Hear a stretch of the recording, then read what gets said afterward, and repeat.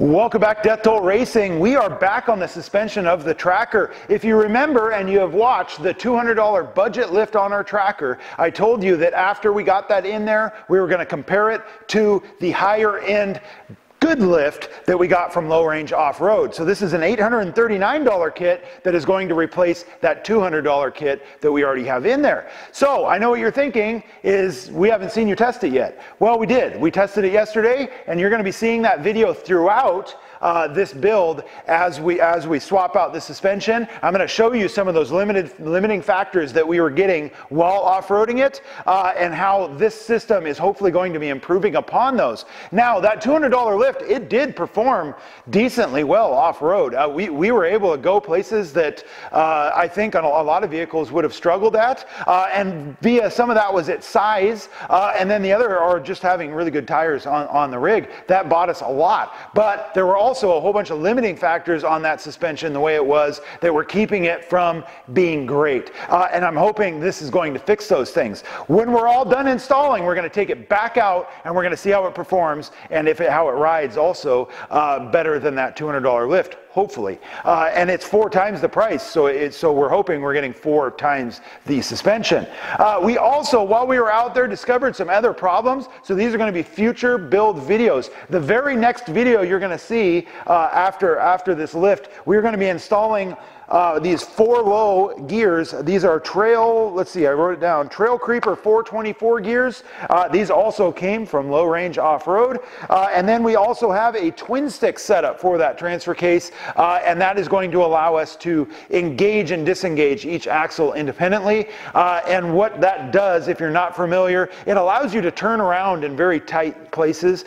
There's times where you'll end up down a trail, the trail dead ends, and you're stuck either having to do an Austin Powers turn or back out the whole way. And this will allow you to disengage rear end, swing the front end around, kind of like an e-brake turn on a front wheel drive car, and get out that way. It is very, very handy for those tight scenarios. Also, sometimes you got to swing them a little bit when you're in 2 trees and you just kind of got to swing the front end over a little bit. It works for that as well. It's very handy, especially if you have a good e-brake. While we're doing this, we are going to install a lock-right locker in the rear end. We're going to test the performance of that as well. So that will be its next test, and we're going to take it back out to the ORV park again and test those things. So let's get going on the suspension. I'm going to cut in and out of the video we took at the ORV park and show you some of those limiting factors and how this kit is going to address those.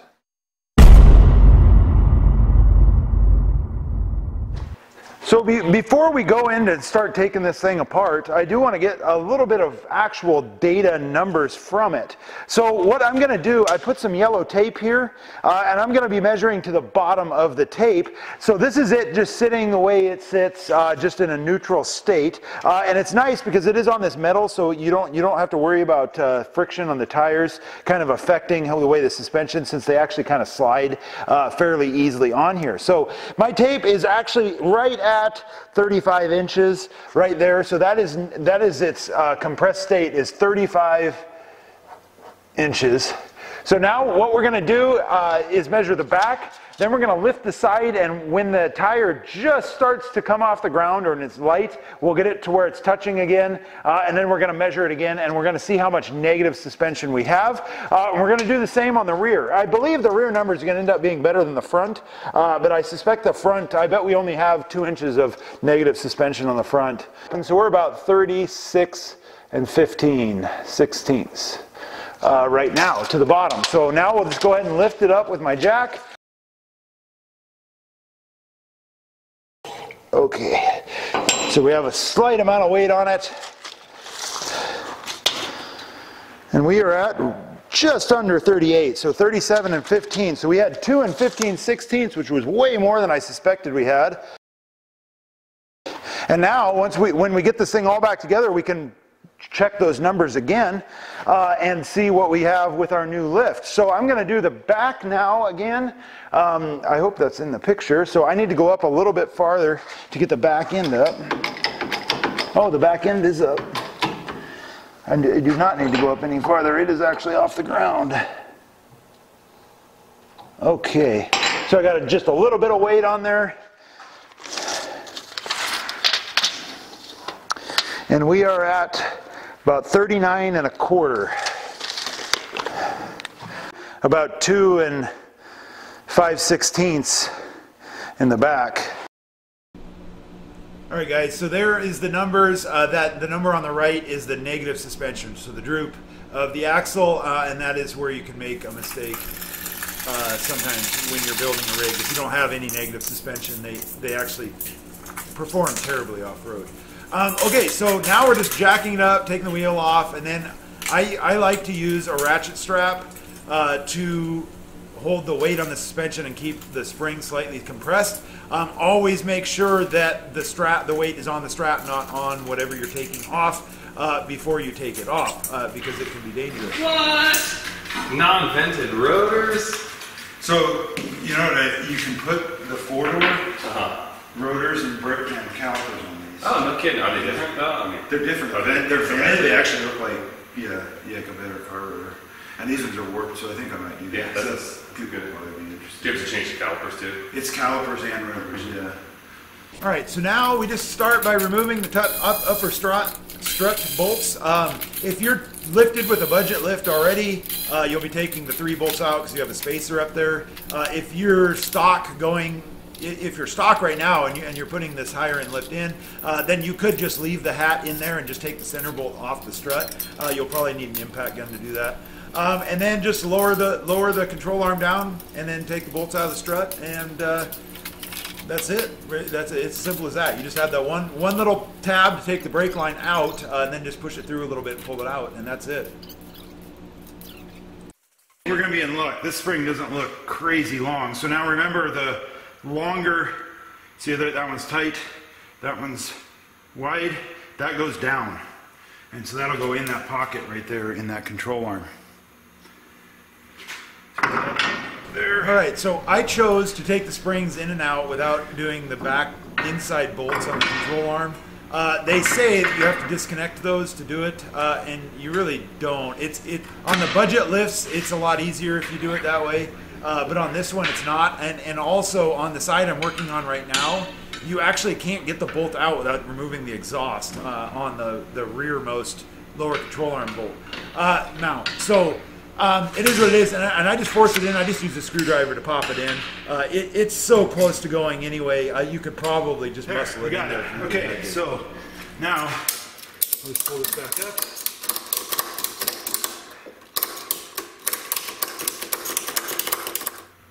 Okay, so here is the differences between struts, between a factory strut and the low range off-road strut. There's a lot more difference than this just being a little bit longer. So this strut is longer. It's about 1.5 inches or so longer. It appeared. I didn't actually measure it, but there's a difference. But bigger than that is the shaft diameter. So this is a 1-inch shaft. These are 22mm shaft. That's a difference of 2.5 millimeters.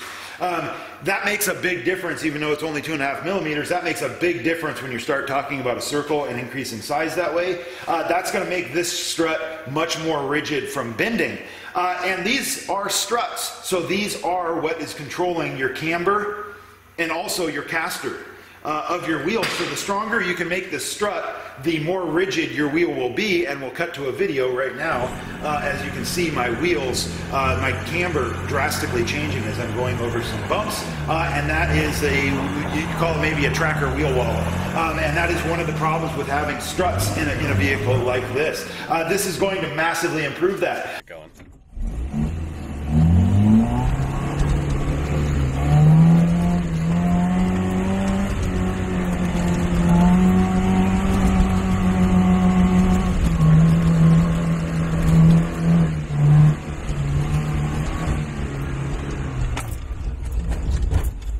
No problem.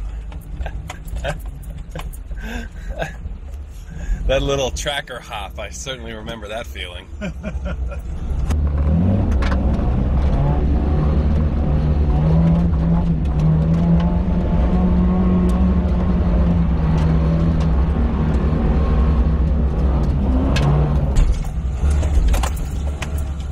This thing legitimately feels like a go-kart. Well, it's no TRX. Okay, while I'm doing the busy work on this thing, I'm going to tell you, we are installing our 2.5-inch lift, the lift that we're installing now.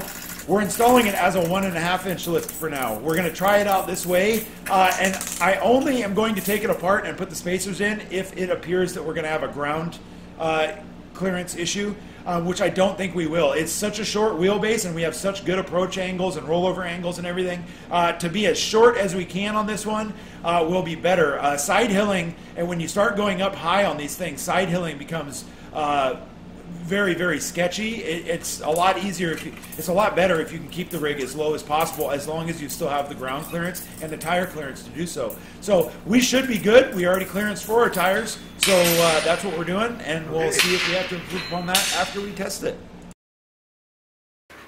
Now we can lower this down enough to get our spring out. So we're not just gonna release it. We're gonna put it just before the release and just lower it down, basically 2 clicks at a time.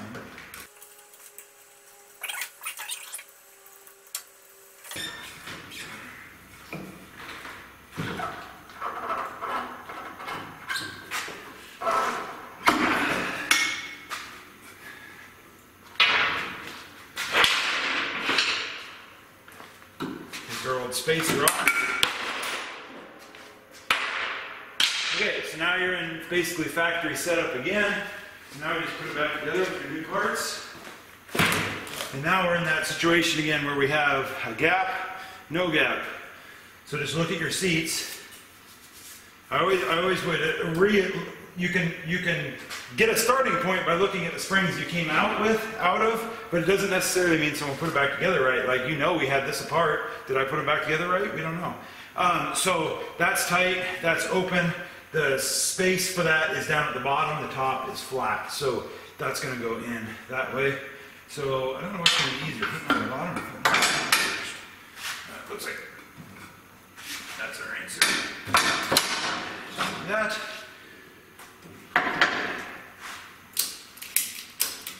Go ahead and put that. Like that. Cheap shock, more expensive shock. So we have a way bigger body, more oil, and I tell you the rod size, but for some reason it's very, very stuck in there. So we're going to have to compare that after I get this mounted so I can actually pull on it. I don't know why it's so stuck. I've never had one so stuck. And then if you remember the old episode on the $200 lift, these shocks did not come with those bushings, and that was a big hassle. This shock does. So that's a very good thing. Okay, let's do this up here. Okay, so for these bushings, you have that side and you have that side. So what happens is this part of the bushing goes through the mount on the car, and that's so you don't get metal-to-metal vibrations. So you actually have rubber in there, and you'll have it top and bottom. So you'll put your washer on first, upside down, like a cup. You'll put this in that way.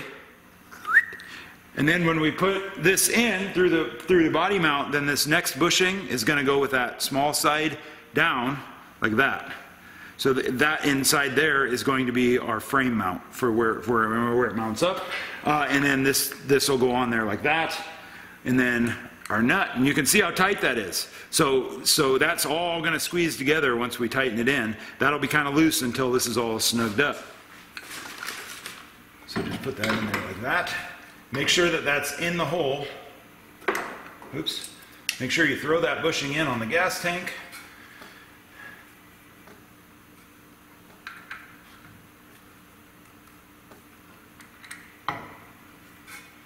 So you have to actually squeeze it a little bit to get that started.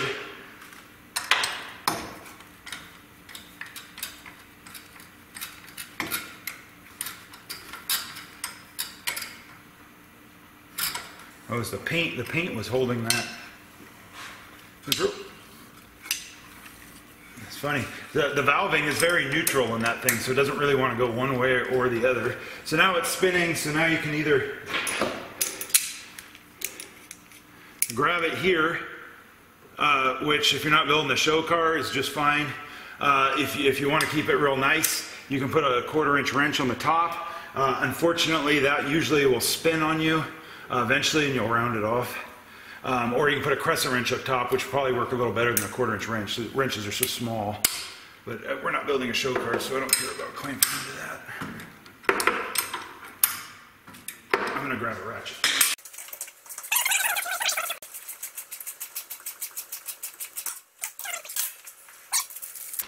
They gave us twice as many bushings as we need, and that's because there's 2 potential bolt sizes. So you want to find the one that fits on your bolt snugly.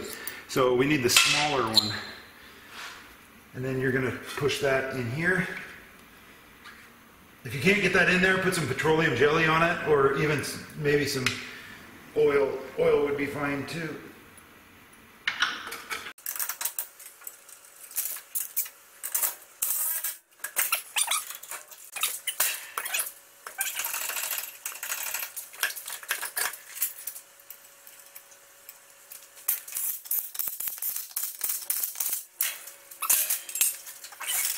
Okay, so this is the upper control arm. This is where the spacer is going to go. It's in between here. And what that's going to do is just get that to back basically into its factory spot. And that's more, it's important for drivability. It's also important because this here, this arm and this spring, that is your brake adjustment in the rear, and it's a proportioning valve for how much the rear brakes are on or off, and that's going to get it back to that factory level. So if you didn't do this, it would actually probably apply less brakes to your rear than you would want, because it doesn't think that there's ever any weight in the vehicle, because the axle is all the way down. So this is going to help the braking in the rear significantly to do that. So it's pretty easy. Remember, you got your front end chalked. And then you're going to take these 4 bolts out here, and then if this doesn't work out tragically, then I would say don't do it this way and have the rear end hanging. But I think this will be just fine. Just make sure if you're on crooked ground though, this isn't a good idea. Okay, so it is trying to twist on us. It's trying to twist down, so I'm going to put a jack under the front.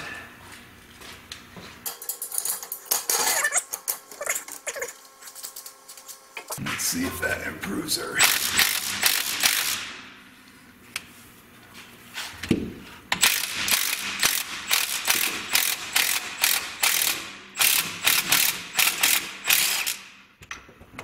That bolt was very rusty.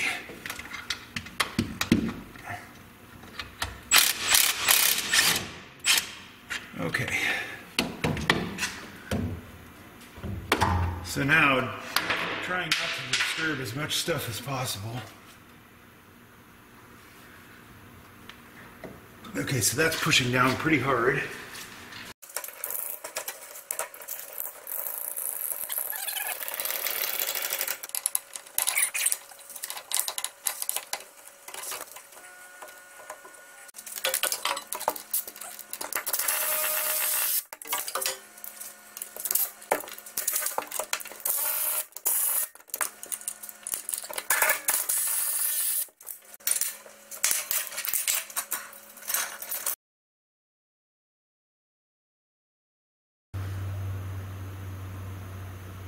It actually looks about the same.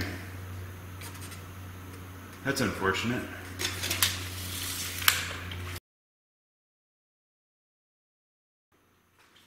Now this is again a temporary. So our ride height is right around 35. So really nothing changed. It's kind of funny. Our droop's the same and our lift is the same. So now we're hoping we just gain in performance.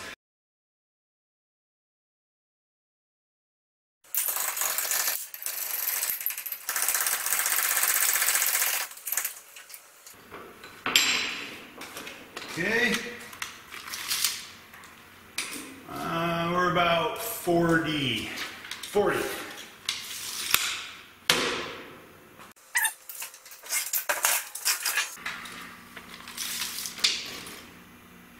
And about 36 and 5/16.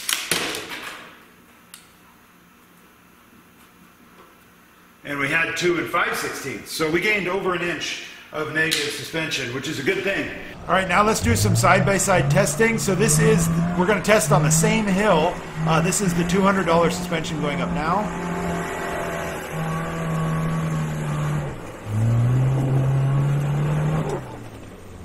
Now this is the new low range off-road suspension. I'm technically running 1 inch lower. We made it probably an additional 15 feet up the same hill. So that was pretty good. All right, and the last test is the same hill again. This is the $200 lift on the left, the low range off-road lift on the right.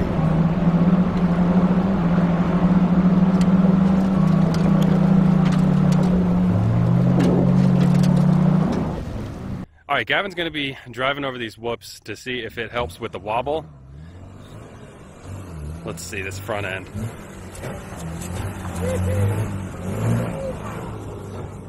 Huh.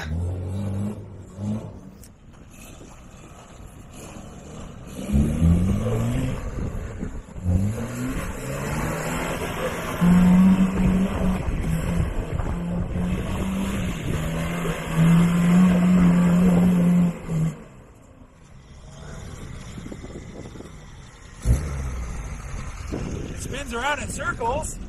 It does. All right, guys, so as I drive around the ORV park, you can watch along and I'll explain really my opinion on $200 versus $839 lift. The $839 lift is going to ride better. It is going to probably wheel a slightly bit better. It's not going to be crazy noticeable. And it's going to last longer, and you're going to have a little bit more rigid front end.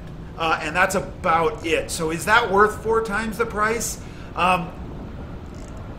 Okay, let's put it this way. If you only had $800 to spend on your tracker, that was it. In my personal opinion, or what I would do, is I would buy the $200 kit. I would buy the track arm spacer for the back, or the upper control arm spacer for the back. And then I would buy a low range kit for the transfer case, which we're going to be installing on this episode or on this channel here very soon in the next few weeks. That's what I would do. The $200 kit is probably going to wear your other components out fairly quickly. But it's kind of one of those things that's a stepping stone. I think you can go from that $200 kit and then upgrade it later. Alright guys, so the next video out is going to be the Safari wagon. That's going to be the first drive video in the same off-road park that we're in here driving around in the tracker. That is going to be, I'm hoping, is going to turn out and be a launching video for this channel. But we'll see. You never know what video is going to take off, but I'm really hoping that one's going to launch the channel pretty good. So anyway, thanks for watching. We'll see you again really soon. We got lots of cool projects coming up on this tracker and also on the Safari wagon. So we'll see you again soon.